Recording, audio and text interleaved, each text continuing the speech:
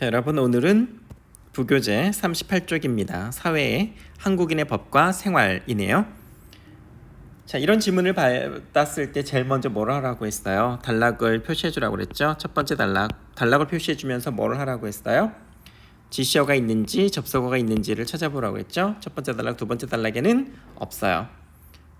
세 번째 단락에도 없네요. 네 번째 단락은 어떨까요? 네 번째 단락도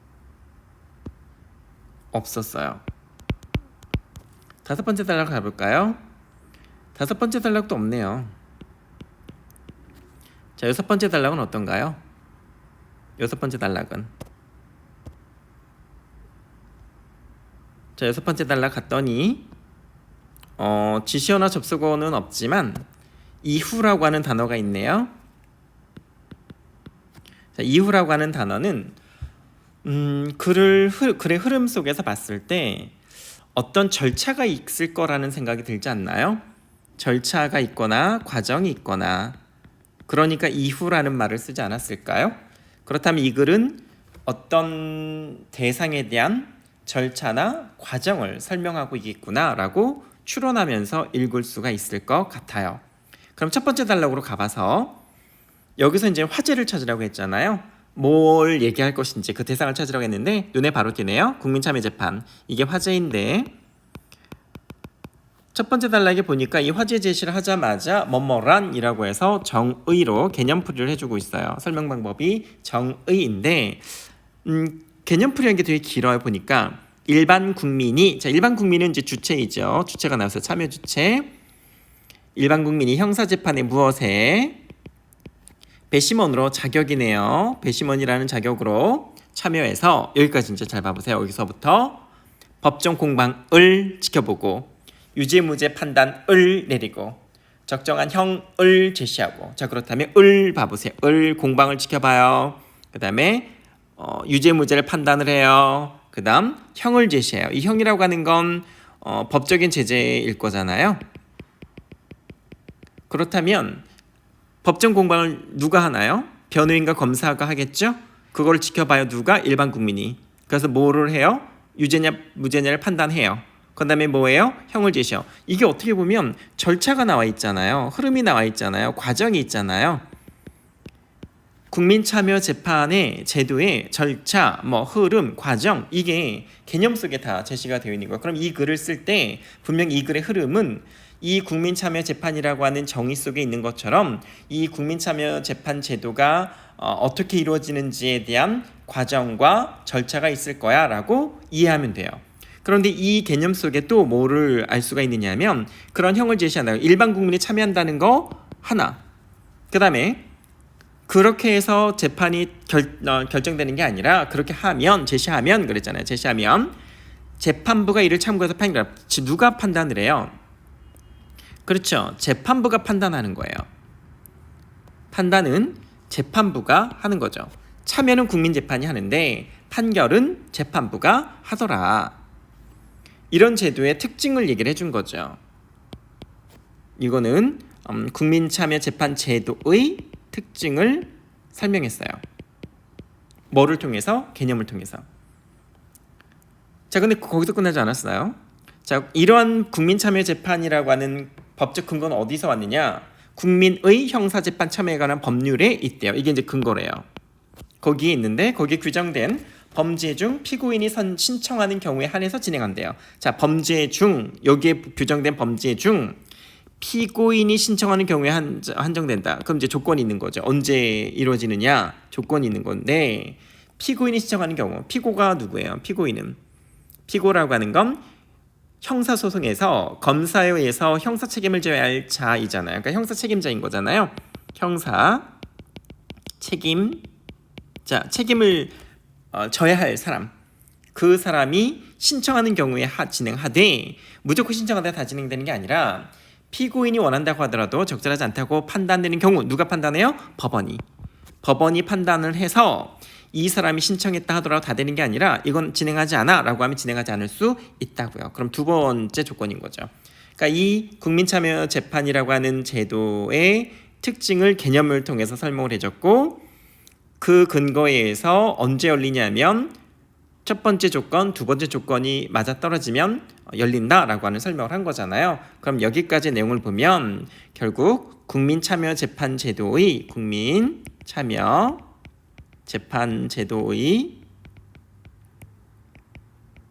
특징과 개념이죠. 특징, 개념 속에 있으니까 개념과 특징과 조건, 열리는 조건을 설명해 준 거예요. 어느 때 열리는지 피고인이 신청하면서 법원이 판단해서 된다는 거잖아요. 그게 첫 번째 단락의 얘기고, 근데 첫 번째 단락에서는 제일 중요한 게 뭐였냐면 화제가 제시되었을 뿐만 아니라 그 개념 정리 안에 어떤 과정과 절차가 있었기 때문에 이 글의 흐름도 그 개념에 따라서 과정과 절차에 따라 설명할 거겠구나, 우리가 이제 이해할 수 있는 것이죠. 자, 그럼 두 번째 단락을 가보세요. 국민참여재판에서 배심원 선정은 매우 중요하다. 그렇죠. 이제 네모 쳐놓을까요? 배심원 선정. 이제 배심원이 얼마나 중요한지에 대한 설명을 하겠다는 얘기인 거잖아요. 그렇죠. 국민참여재판이라고 하는 건 일반 국민이 배심원의 자격으로 참여를 할 건데, 그럼 배심원은 선정을 어떻게 하느냐? 중요한 얘기죠. 배심원 선정은 매우 중요한데, 배심원을 선정하기 전에 법원은 먼저 필요한 배심원의 수와 예비 배심원의 수를 결정한대요. 수를 결정한대요. 누가? 법원이 수를 결정한대요. 그럼 이제 몇 명인지가 나와야 될 거 아니에요. 법정형이 사형, 무기징역 등에 해당하는 경우에는 9인의 배심원, 그 이외의 경우에는 7인의 배심원. 다만 피고인이 공소 사실의 주요 내용을 인정했을 경우는 5인의 배심원. 자, 그러면 법정형이냐 아니냐에 따라서 정해질 수 있어요. 자, 그럼 배심원의 수는 누가 결정하느냐 하면 법원이 결정을 하는데, 이 수는 법정형에 따라서 9인이냐 7인이냐로 나눌 수 있대요. 법정형이 사형, 무기징역과 같은 무거운 건이다 그러면 9인, 그 이외의 건이다 그러면 7인으로 한대요. 그런데 다만 그랬잖아요. 다만 피고인이 신청을 했었잖아요. 근데 인정을 했어요. 나 이거 사실 맞아요 라고 인정했으면, 공소 사실 인정했느냐에 따라서 공소의 사실 인정하지 않았으면 법정형이 사형이나 무기징역이다 그러면 9인으로 가는 거고, 인정을 했다 그러면 5인으로 가는 거래요. 그 이외에도 마찬가지잖아요. 그 이외에도 7인인데 공소 사실을 인정했으면 5인이 배정될 수 있다는 거죠. 그렇게 참여할 수 있다는 건데, 또한은 이제 엔드잖아요. 그리고 법원이 이제 정하나 봐요. 법원은 배심원의 결혼 등에 대비해서 5인 이내의 예비 배심원을 둘 수 있다. 지금 이제 배심원을 뒀는데 예비 배심원도 또 둔대요. 예비 배심원은 왜 두겠어요? 결혼을 대비해서 예비 배심원을 두는데 몇 인 이내? 5인 이내에서 둘 수 있다. 그럼 4인이 될 수도 있고 3인이 될 수도 있고 하다는 얘기죠. 자, 그렇게 이제 할 수가 있는데, 이들은 평의와 평결만 참여할 수 없을 뿐 배심원과 동일한 역할을 수행한다. 그래요. 예비 배심원은 배심원하고 똑같은 역할을 하는데 뭐만 참여할 수 없다? 평의, 평결, 요것만 참여할 수 없다. 그럼 이 사람들의 역할에서 제한되는 거는 평의와 평결이다. 평의와 평결은 뭐 할 수 없다? 참여할 수 없다. 그렇죠? 참여할 수 없다. 배심원과 예비 배심원을 합한 수만큼 인원을 선정한 후에, 수만큼 인원 선정한 후에 추첨을 통해서, 이게 이제 선정 방식이죠. 추첨을 통해서 예비 배심원을 선정한다. 그러니까 예비 배심원, 그러니까 어쨌든 추첨을 통해서 뽑은 다음에 예비 배심원을 그 안에서 이제 선정한다는 거예요. 누가 예비 배심원인지는 평의에 들어가기 직전에 공개한다. 중요한 정보죠. 그죠? 왜 평의에 들어가기 직전에 공개를 할까요? 누가 예비 배심원인지 알게 되면 문제가 발생을 할 수 있잖아요. 그렇기 때문에 평의에 들어가기 전에, 그리고 평의는 누구는 들어갈 수 없어요. 예비 배심원은 들어갈 수가 없잖아요. 그러니 예비 배심원이 들어갈 수 없는 평의에 들어가기 전에, 그 다음에 공정성을 위해서라도 그 직전에 공개를 한다는 얘기를 한 거죠. 그럼 이제 두 번째 단락의 내용을 정리를 해보면, 지금까지 읽어본 내용을 보니까 국민 참여 재판에서는 법원이 선정을 하는 인원이 있는데, 법원 선정의 배심원 수와 예비 배심원 수예요. 자, 배심원 수는 어떻게 정한다고 했어요? 법정형이 크면 9인, 그 이외의 건은 7인. 근데 공소 사실을 인정했느냐 아니냐에 따라서 5인으로 될 수도 있고, 그다음 예비 배심원은 몇 명을 줄 수 있어요? 5인 이내에 될 수 있고, 그다음에 뭐는 참여할 수 없어요? 예비 배심원은 평의와 평결은 참여할 수가 없어요. 어떡 하나네요? 평의와 평결은 참여할 수 없고 나머지는 다 배심원과 똑같이 활동을 하더라. 그래서 여기까지 내용은 법원이 선정한 배심원 수와 예비 배심원의 수를 설명을 해줬습니다. 그 다음에 이제 세 번째 달러 가볼까요? 배심원 선정을 위해서 해당 지방법원은 사전에 작성한 예비 배심원 후보 예정자 명부 중에서, 그러니까 명부를 작성하나 봐요. 그 명부 중에서 필요한 수의 배심원 후보자를 무작위로 추출한대요. 자, 무작위로 일단 추출을 해요. 무작위로 추출을 하고 해서 그들에게 배심원 선정 기일을 통지한대요. 자, 무작위로 추출을 해서 통지를 하고, 통지받은 배심원 후보자는, 이 사람들 아직 배심원은 아니에요. 배심원 후보자예요. 그 후보자들은 법률에 규정되어 있는 배심원이 될 수 있는 사유에 해당되지 않는 한 배심원 선정 기일에 출석해야 한대요. 근데 출석을 못했어요. 정당한 사유 없이 출석을 못했을 경우에는 과태료를 부과한대요. 이게 법적인 제재인 거죠. 자, 그럼 배심원을 추출할 때는 어쨌든 추첨을 통해서 한다고 했는데, 먼저 무작위로 추출해요. 무작위로 추출하고 명부에서 무작위로 추출한 다음에 그 사람들한테 통지를 해요. 그 다음에 그 사람들이 출석을 해요. 그러니까 출석을 한 다음에 그 사람들이 이제 뽑겠죠. 이제 그게 하나의 이제 흐름인 거잖아요. 이렇게. 그래서 세 번째 단락에서의 내용은 뭐였겠어요? 배심원 선정하는 얘기잖아요. 배심원 선정과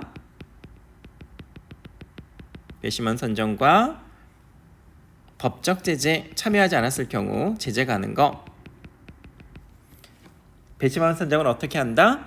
후보자 명부 중에 예정자 명부 중에서 필요한 수의 배심원 후보자를 일단 무작위로 추출한다. 그런 다음에 통지한다. 그 다음에 출석하게 한다. 근데 정당한 사유 없이 출석하지 않았을 뭐 한다? 과태료를 부과한다. 그게 세 번째 단락의 얘기였어요. 그럼 네 번째 단락을 가볼까요? 선정 기일에 출석한 배심원 후보자들 중에서, 아직은 이 사람들은 배심원들이 아니잖아요. 출석한 그 사람들 후보자들이잖아요. 그 후보자들 중에서 필요한 배심원과 예비 배심원을 합한 수만큼을 추첨한대요. 그렇죠? 이제 필요로 하는 인원을 추첨한대요. 이렇게 추첨된 배심원 후보자를 대상으로 그 사람들 이제 추첨을 해서 대상으로 검사와 변호인은 배심원 선정을 위해 여러 가지 질문을 한대요.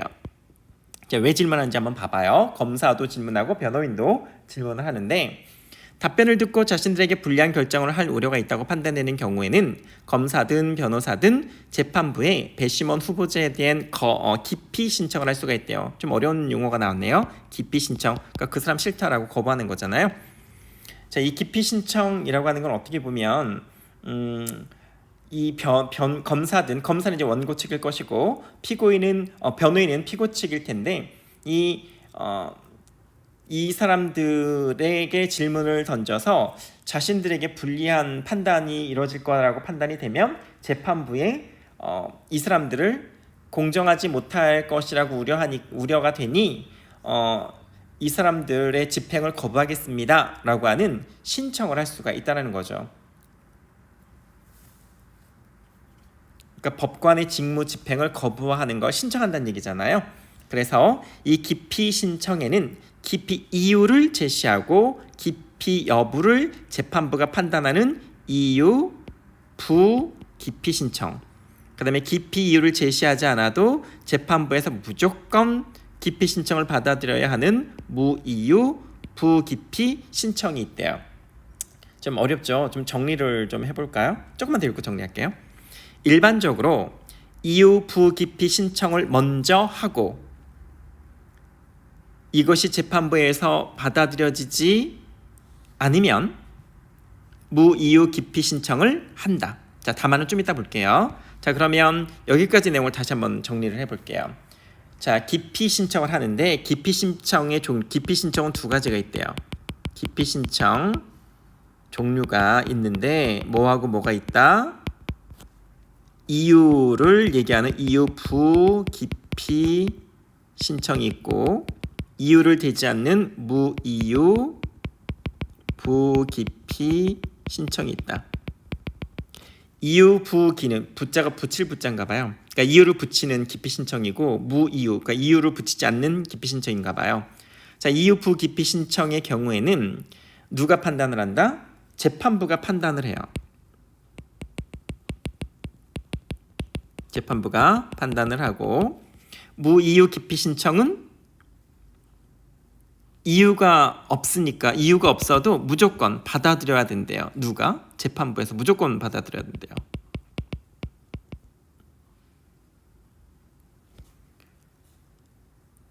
그렇다면 한번 생각을 해보세요. 이유 부기피 신청은 이유가 있어야 하고 그 이유를 제시를 했을 경우에 재판부가 판단하는 거고 그래서 받아들여질 수도 있고 안 받아들여질 수도 있는 거고 무이유 부기피 신청은 이유를 제시하지 않았어도 무조건 받아들여야 되는 거잖아요. 그러면 모두가 다 무이유 기피 신청하지 않을까요? 그런 걸 막아야 되지 않을까요? 그래서 아까 다만이라는 말이 있지 않았을까요? 어찌되었든 결국엔 그런 얘기가 나올 것 같긴 하는데 다시 한번 정리를 해보면 기피 신청하는 종류에는 이유를 쓰는 기피 신청과 이유가 없이 신청하는 이 무이유 기피 신청이 있는데 결국에는 이 두 가지는 기피 이유를 제시하느냐 안 하느냐에 따라서 달라요. 기피 이유 제시 여부에 따라서 제시하면 이유 부기피, 제시하지 않으면 무이유 부기피인 거잖아요. 그 다음에 또 뭘로도 나눌 수 있냐면 재판부가 판단하냐 안 판단하냐 재판부의 판단 여부에 따라서도 나눌 수 있어요. 이유가 있는 경우는 재판부가 판단한다고 했잖아요. 근데 무이유 부기피 신청은 판단하지 않고 무조건 받아들여야 한다고 했잖아요. 그죠? 그러니 기피 신청하는 종류의 종류를 나누는 기준은 기피 이유를 제시하느냐 안 하느냐 여부에 따라서 나눌 수 있고 재판부가 판단하느냐 안 하느냐 여부에 따라서 나눌 수 있는데 순서가 있더라. 이유 부기피 신청한 후에 무이유 기피 신청을 하더라. 받아들이지 않았을 경우 이렇게 하더라. 순서가 있더라 라고 하는 것까지 설명이 되었어요. 자, 그 다음에 다만부터 이제 봐보세요. 다만 이제 되게 중요한 얘기를 할 것 같아요. 다만 무이유 부기피 신청은 이유 부기피 신청과 달리 검사와 변호인 모두에게 인원 제한이 있다. 그래야죠. 왜냐하면 인원 제한이 없으면 전부 다 무이유 부기피 신청을 하지 않았을까요? 그러니까 인원 제한이 있는데 배심원이 9인인 경우에는 각 5인, 배심원이 7인인 경우에는 각 4인, 배심원이 5인인 경우에는 각 3인까지 가능하다. 각 3인이라고 하는 건 변호인도 3명, 그 다음에 검사도 3명 그렇다는 얘기죠. 각이라는 말은 가능하다. 만약 기피 신청이 받아들여지면 추첨되지 않은 배심원 후보자를 대상으로 그 인원만큼 다시 추첨해서 배심원 후보자를 뽑고 질문해서 또 이 사람은 우리한테 불리한 대답을 할 것 같아 라고 하면 기피 신청을 또 하는 거죠. 그걸 반복을 해서 결국은 필요한 수만큼 배심원과 예비 배심원을 확정한다라고 했어요. 자, 그럼 이제 일단 여기까지 내용을 정리를 해볼게요. 여기까지 내용은 뭐냐면 배심원으로 선정되는 과정을 설명을 했잖아요. 배심원으로 선정되는 과정, 그거에 대한 어떤 이제 진행 절차를 설명했어요.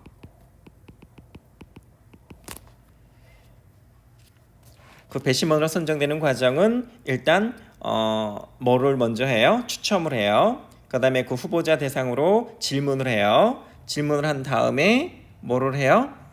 기피 신청을 해서 필요한지 안 필요한지를 확인을 해요. 그렇죠? 자, 그런 과정을 설명해서 일단 추첨을 해서 이 사람들에게 질문하는 것까지, 그래서 기피 신청을 하는 것까지 갔죠. 자, 그럼 이제 여기 다시 한번 정리를 해볼게요.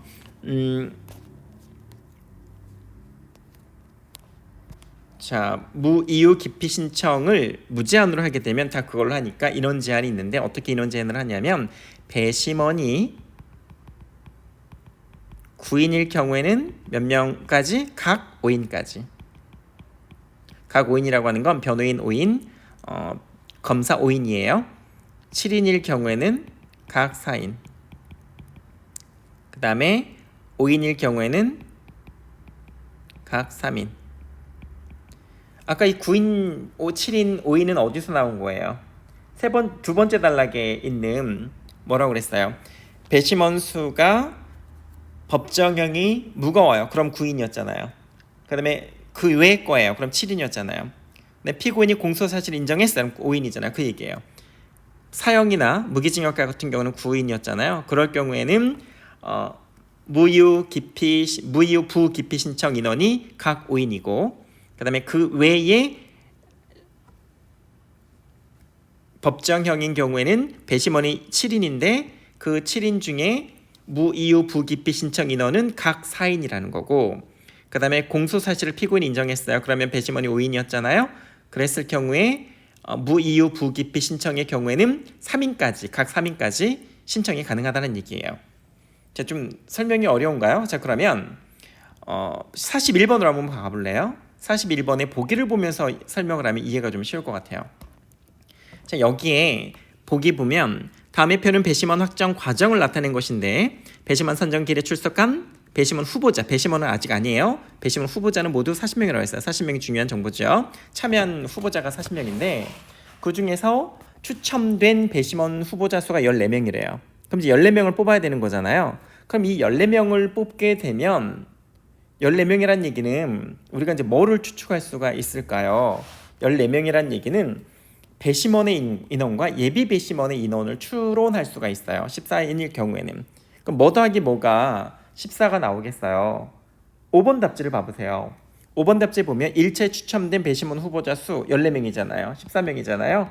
14명인데 그걸 볼 때 법원은 이번 재판에서 9명의 배심원, 그 다음에 5명의 예비 배심원, 5 더하기 9는 얼마예요? 14잖아요. 14명이 됐잖아요.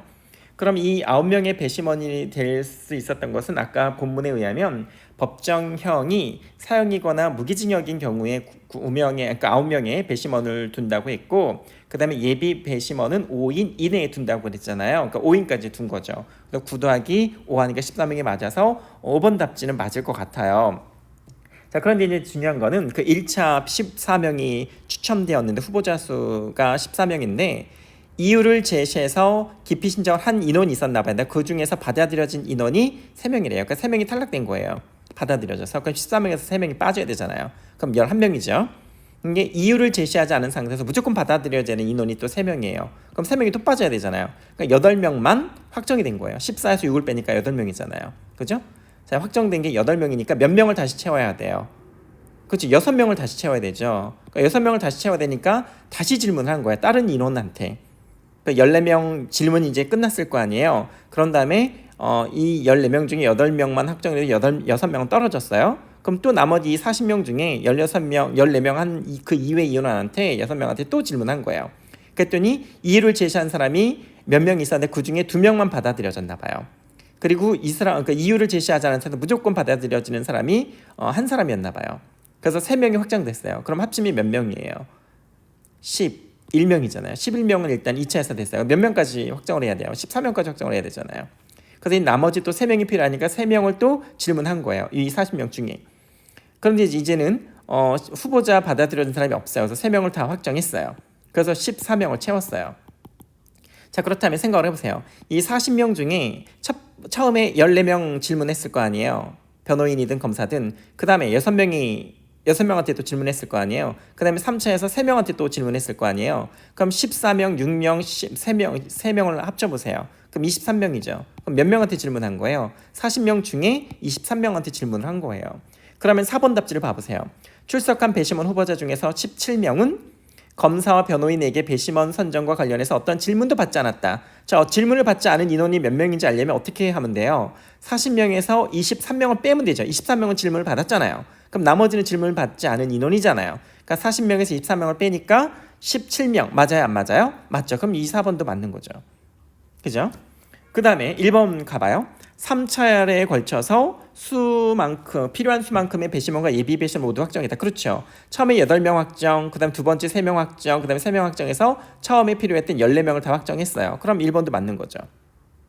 그죠? 그 다음에 2번, 검사와 변호인 모두 자신들이 신청할 수 있는 최대 인원만큼 무이유 기피 신청을 하지 않았군. 그렇죠. 아까 각 몇 명씩이라고 했어요. 지금 9명의 배심원일 경우에는 아까 몇 명 정도로 무이유 부기피 신청을 할 수 있다고 그랬었어요. 무이유 기피 신청 인원은 각 몇 명? 각 5인이잖아요. 각 5인인데 여기서는 무이유 기피 신청이 지금 합쳐서 4명밖에 안 됐잖아요. 그러니 무이유 기피 신청을 하지 않은 게 맞죠. 각 5인이니까. 그리고 여기서 검사인지 변호사인지 알 수가 없어요. 그렇죠? 변호사가 기피한 건지 검사가 기피한 건지 지금 인원을 알 수는 없는데 어찌되었든 각 5인이라고 했으니까 각 5인이면 어쨌든 5인에도 못 미쳤고 각 5인에도 미치지 못했으니까 당연히 맞는 말인 거죠. 그럼 3번이 그럼 틀렸다는 얘기는 3번 어디가 틀렸나 볼까요? 추첨된 배심원 후보자에게 제기된 기피 이유가 재판부에서 정당하다고 인정된 경우는 모두 9명이군. 9명인가요? 이유를 제시했는데 인정된 경우는 몇 명이에요? 여기 5명이네요. 그죠? 5명. 그러니까 4번이 틀렸죠. 4번이 답이죠. 자, 그렇게 이해하면 되는 거예요. 자, 지금 네 번째 단락에 대한 얘기를 다시 한번 표로 설명을 했고요. 그 다음에 5번째 단락을 한번 가보세요. 자, 배심원 및 예비 배심원 선정이 종결이 되면, 자, 이제 선정이 종결이 됐대요. 자, 종결되면 선정이 종결됐어요. 아까 질문을 해서 기피 신청을 해서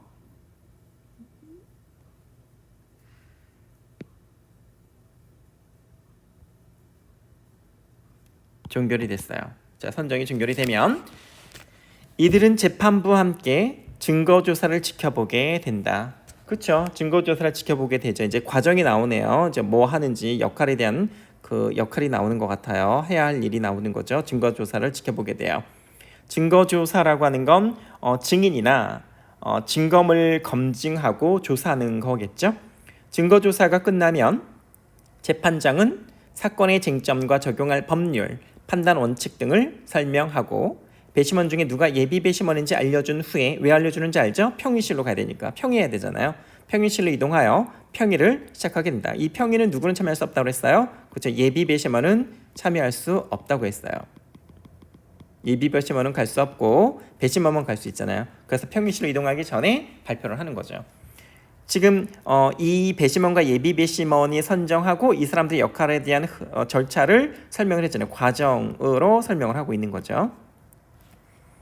그래서 원칙 등을 설명하고 평의 전에 이제 안내를 해줬고, 평의가 시작이 되면 여기는 예비 배심원이 들어갈 수 없다고 했잖아요. 배심원만 들어갔잖아요. 배심원은 법정에서 보고 들은 증거와 진술을 바탕으로 피고인의 유죄와 무죄를 의논하게 된다. 이게 이제 평의인 거죠. 배심원 사이에 유죄 무죄에 관한 의견이 만장일치로 정해지면 판결서를 작성한대요. 자, 이제 흐름을 한번 볼까요? 흐름의 첫 번째, 증거조사를 지켜봐요. 그 다음에 평의를 시작해요. 그 다음에 그 결과를 가지고 만장일치를 정해서 판결서를 써요. 그런 다음에 재판부에 제출해요. 이제 이게 하나의 절차네요. 흐름이네요. 과정이네요. 그죠? 자, 그래서 판결서를 작성해서 재판부에 제출을 하면 괜찮은데 만약 의견이 일치되지 않아요. 그러면 반드시 재판부의 의견을 듣고 다시 평의를 한대요. 그런 다음에 다수결로 정한대. 이제는 다수결로 판결서를 작성하게 된다. 그리고 판결이 유죄인 경우에는 재판부와 함께 피고인에게 부과할 적정한 형에 대해서 토의한 후에 이제 양형을 정하는 거잖아요. 양형에 대한 최종 의견을 재판부에 알려준다. 양형까지, 형벌까지 정해주네요. 그럼 여기까지 내용이 당연히 뭐겠어요? 배심원의 역할인 거잖아요. 배심원의 뭐예요? 배심원의 평의와 평결 과정. 그 다음 거기에 뭐 붙였어요? 양형 의견 제출. 그쵸? 자, 그 다음에 이제 마지막 단락 봐보세요. 이후 이제 그런 과정을 다 거친 이후에 재판장은 피고인에게 유죄 무죄의 여부와 유죄인 경우 그 형에 대한 판결을 선고하게 된다. 배심원의 판결과 양형은 의견은 재판장이 판결할 때 권고적 효력만 가진다. 중요한 거네요. 국민참여재판이라고 해서 국민이 판결한 그대로 가는 게 아니라 권고적 효력을 갖는다는 얘기는 법적 구속력이 없다는 얘기예요. 법적 구속력이 없더라. 권고하는 효력만 있더라. 하지만 재판장은 판결 선고 시 피고인에게 배심원의 판결 결과를 알려줘야 하며 만약 배심원의 판결 의견과 달라요. 결과와 다른 판결을 선고할 때에는 반드시 그 이유를 설명하고 판결서에도 이유를 제시해야 된대요. 재판장이 판결 종결을 알리면 배심원의 임무 역시 모두 끝나게 된다라고 해서 재판장의 최종 판결까지 이런 흐름 속에서 국민참여 재판이 이루어진다는 얘기죠. 그래서 결국에는 이 글은 국민참여 제도의 특징을 국민참여 재판의 어떤 과정을 통해서 설명을 하고 있구나라고 이해하면 됩니다. 자, 내용은 여기까지 설명을 하고요.